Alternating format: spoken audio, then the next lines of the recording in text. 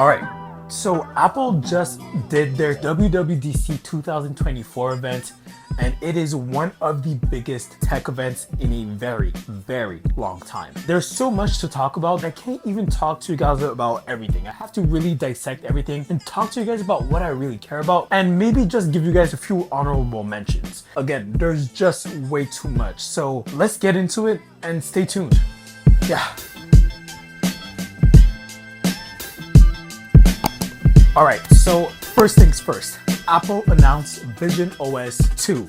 So the Apple Vision Pro came out just 4 months ago, and we already have a whole new OS update. So Apple announced that you can transform 2D photos into spatial photos. So you can have that 3D effect with your photos just by transforming it with your Apple Vision Pro. Typically, when you have a 2D photo, you cannot change it into a spatial photo, but now you can actually take a regular photo and see it in a 3D format with your Apple Vision Pro. And this is actually a game changer. You won't really know how amazing spatial photos and videos actually are until you actually see it for yourself. Apple Vision Pro being able to transform 2D photos into spatial photos is something that I really enjoy because there's a lot of photos that I took before the Apple Vision Pro and now I can actually enjoy them. And yes, I do know that the Apple Vision Pro is quite an expensive product, so not a lot of people will be having it. But now you can actually share play images with another friend or family member that has an Apple Vision Pro, and you guys can see it in your avatars all together, like if they're in the room with you. I'm assuming that you can do this with other apps that can do the share play with the Apple Vision Pro, but the fact that you can do this with images, especially if you're watching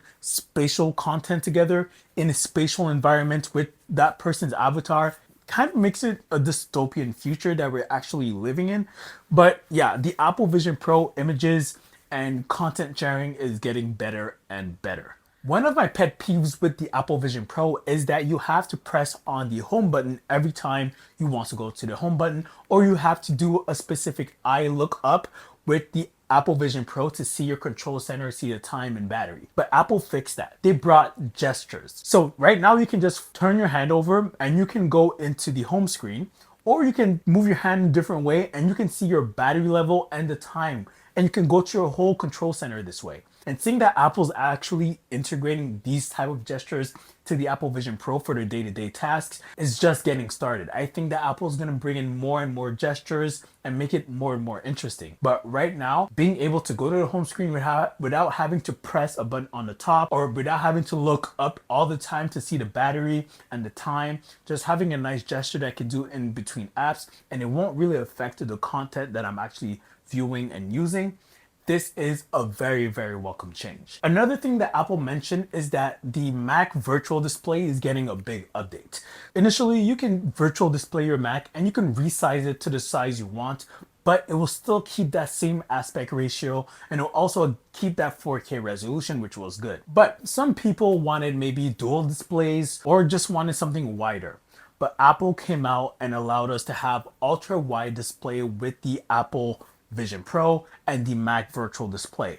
So we don't technically have dual displays, but we do have ultra wide displays, and that makes it very, very easy for people doing video editing or people have multiple apps on the screen. They have a lot of space to rearrange their apps. For me personally, using it for video editing and having a long timeline will change everything for me. So last but not least, for the Apple Vision Pro update that I think is really important is that Apple's coming out with a new immersive video. And there's only one specific reason I'm mentioning this. You could probably tell by the shirt I'm wearing or by the actual wallpaper on my wall. I am a big The Weeknd fan, and Apple announced a immersive video with The Weeknd, so I'm very, very hyped. I'm lucky to be a The Weeknd fan and a Apple Vision Pro owner right now, so that was one of the biggest updates for me when it came to the Apple Vision Pro. All right, so in my wishlist video or my 90-day Apple Vision Pro video, I did ask for Apple to update the environment and make it available for all apps, and third-party developers can develop new environments. Apple did not come through with that. They did announce a new environment called the Bora Bora environment, and I'm excited to see that, but there's still some environments that we don't have accessible to us that was shown to us since day one. So there's no news on that. And also Apple did announce that we can rearrange different apps in the Apple Vision Pro. So since launch of the Apple Vision Pro, all apps were alphabetical, but with Vision OS 2, you can rearrange them and just prioritize which one you want on the main screen and maybe create folders. I'm not too sure, but I do know you can rearrange them. All right, so there's so many things with iOS 18 that I just can't really get into, but I'm going to talk about the biggest things for me. So first of all, you can actually rearrange apps. I'm not sure if you heard me. You can rearrange apps, and it gets better.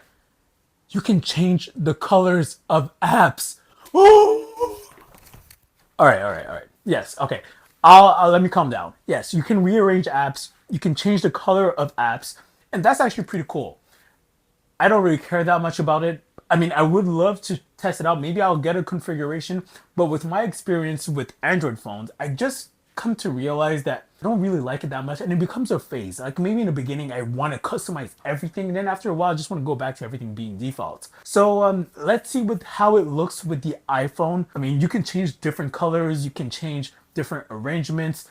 There's a lot of changes that you can do with the new iOS 18, but so far I'm not really excited to the point where this is a whole big game changer. It does eliminate a lot of the points that Android users said that they don't want to use an iPhone for. Even Jerry Rig Everything had one specific defining reason why he didn't move to an iPhone, and that was because he couldn't schedule text messages. Number one, the final and largest reason that I cannot continue using an iPhone is this. I cannot schedule a text message with an iPhone. And for you iPhone users, let me explain what you're missing. But it's available now. So the control center is a big update. You have different sections, different icons, different customizations with different tools. It's just huge. You have sections for your home, for music, and for your controls. You have different tools that you can add. You can even change the actions on the lock screen. So you can remove the flashlight for something else. You can remove the camera for something else. You can even do the same thing with the action button. There's a lot of customization going on with iOS 18, especially when it comes to the control center. There's just so much to do on the control center that Apple didn't even have the time to really go deep into it. They gave you a few examples, but that's pretty much it. You can change a bunch of different controls. You have different sections for music and home. You can start your car, cool down the car, because before you had everything in one slap page. But right now you have different sections, you have different controls that you can change and customize. You can resize them. You can also use this different customization in the lock screen. It's not just on the control center. So again, the control center is completely redesigned and it looks amazing. Just the look of it, if they didn't change the functionality and change the look alone, I would be happy. But they redesigned it completely. It's a whole different thing. You can't even compare the old control center to the new one. And if you're a sneaky bastard, you can actually lock your apps and not have other people go into those apps. Either have a code or Face ID to enter those apps. So I get a few honorable mentions for iOS 18, and one of them is the fact that you can resize your apps. So Apple showed in those big spreadsheet that they do at the end of their full app summary, they show that you can resize your app's icon on the home screens. So yeah, you can resize your apps. Again, it's cool, but I don't think I want a huge app just taking more space for no reason. But yeah, that's it for iOS 18. There are a few things that I'm gonna mention later on that applies to macOS and iPadOS. But yeah, that's it for the core of iOS 18 and for the things that I actually care about. 25 times 6 divided by 4, carry the 1, plus 8. Oh, my bad. I was actually calculating how many times people say that iPadOS has been trash, and I guess they're right again. But Apple announced, a few things that make iPadOS very cool. A lot of the things that I mentioned with iOS 18 is available with iPadOS now. But the main thing that I actually care about is the new calculator app on iPads. So I guess I don't need this. Yeah, so the new calculator app on the iPad, it's been a long time. Ever since the iPad has been created in 2010, we still haven't had a calculator app for the iPad. And I would say that the wait has been worth it. This calculator app is a huge app. It's not just a calculator app. Actually, you have history that you can do with your calculations that has been available in different apps for a very long time. And you also have scribble notes, so you can actually write your equations and the equation will be completed automatically within the calculator app. So with the Apple Pencil, you can write equations and have everything calculated. It can be complex equations as well. That is also available, I'm sure, in different apps. But the fact that all these things are available on the calculator app, on Apple's default calculator app for free is crazy because I know that GoodNote 6 tried to make me pay a lot for those new AI features, even though I bought GoodNotes 5 and I didn't think it was worth it. So I did not buy GoodNote 6. And good thing I didn't because iPad calculator app does a lot of those AI features. It's not just a basic calculator app. So yeah, I would say that that's pretty much it for iPad OS 18, and I will be updating to the new iPad OS specifically for that calculator. All right, now on to macOS. They did change the names to macOS Sequoia. I think the name is pretty cool, and a few updates that I want to talk about. And the first one is iPhone mirroring. Maybe sometimes you have a specific app that you have to check on, but you don't want to pull out your phone.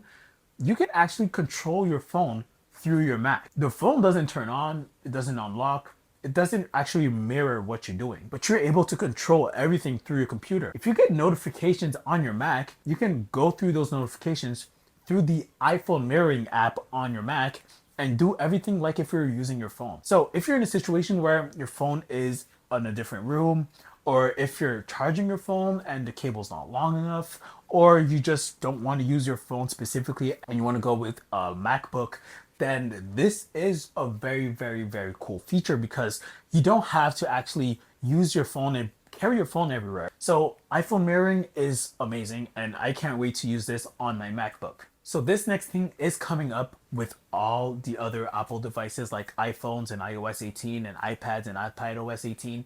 But the keychain app, finally. Because a lot of times when you're looking for your password, you have to go through the settings, scroll all the way down, search for exactly what you're looking for, find it, copy it, go back into whatever website or app you're using and paste the password. But now if you're looking for a password, you have a specific app you can go to and then you can just search for whatever you're looking for and copy paste it. It makes it a lot easier to find passwords that you have saved, and it makes it a lot easier just to go scroll through your password or change them if you need to. So a few honorable mentions for macOS: you can snap apps to corners and edges. So I've been using an app called Magnet, and I have been able to be using this feature for a few years now. The fact that it's coming default to macOS and being enabled for all Mac devices makes it a lot easier. It makes it just more native and just adapt to different updates that might come along. But I'm happy it's coming. I've been using it, so it's not really a big feature for me because of that Magnet app. But the magnetization of apps and corners and edges has finally come to macOS, and it has been a Windows feature for decades now. And last but not least, of big announcements from WWDC 2024 is Apple Intelligence, aka AI.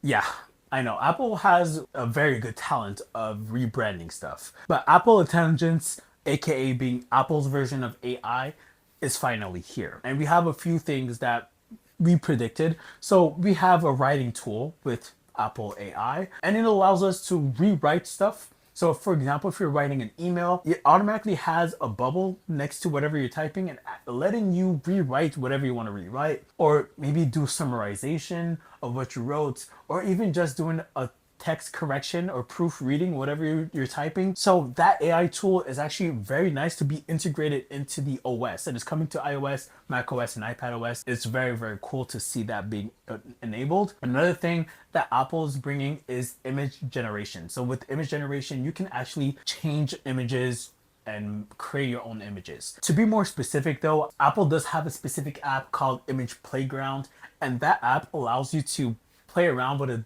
few keywords or even text type whatever you're really looking for in an image creation, and that app will create an image for you. You can do it in your iMessages, you can do it in a bunch of different default apps, and there's an API for this, so a lot of other app developers can include this into their apps. I'm not someone that uses image generation too much, but for the people who do and who love it, this is cool. But for me, it's not really huge for me. I'm not really interested in that. But there's one thing I want to mention. Apple gave me a jump scare when they showed an example of that image creation. That picture of the lady, of both ladies that they posted, was actually scary. I don't want to see that image ever again. All right, so another thing with Apple Intelligence, you can ask it complex questions. And when I mean ask it, you can ask Siri. So before, when you're asking Siri a question, you have to be specific and you have to say a certain way for Siri to understand what you're saying. But right now, you can ask Siri questions and it will be able to understand the context and also can understand when you're mumbling, stumbling. For example, if I'm asking Siri, hey Siri, what's the weather in New York? No, I meant New Jersey. What's the weather in New Jersey? She'll give me the weather, and then I get the weather. And then I can ask, what's the weather when I will get there on my vacation this summer? And Siri will know that answer because she'll know maybe when you're going on there on vacation from emails with your plane ticket confirmation, or maybe you put in your calendar, or you saved your plane ticket on your Apple Wallet. And then from there, it can probably guess the weather or have a prediction of the weather and give you that prediction. That's how Siri's been upgraded with the context and personal context. The personal context is really the key thing here. This is how Apple actually elevates themselves from other AI tools.